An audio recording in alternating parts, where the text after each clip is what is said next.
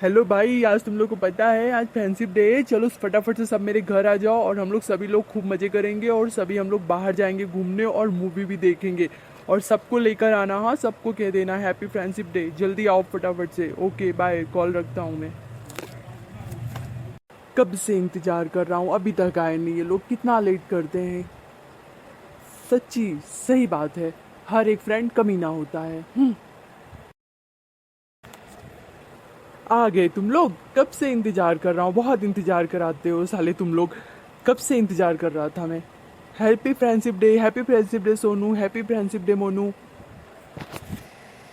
और भाई आ गया ना मैं। चलो फ्रेंडशिप डे मनाते हैं। दे ढिंची ढिंचाक।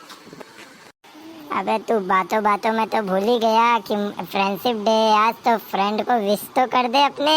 हैप्पी फ्रेंडशिप डे राज। अरे सॉरी भाई, हैप्पी फ्रेंडशिप डे।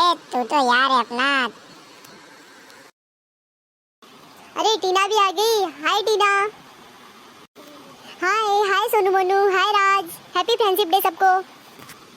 हाँ हाय टीना, हैप्पी फ्रेंडशिप डे। आ गए ना सब, अब चलें कि अभी रुक के बात करना है। अब चलते हैं, घूम के आते हैं। हाँ चलो चलो भाई। हाँ जल्दी जल्दी चलो, शाम को घर पे भी आना है, नहीं मम्मी डांटेंगी।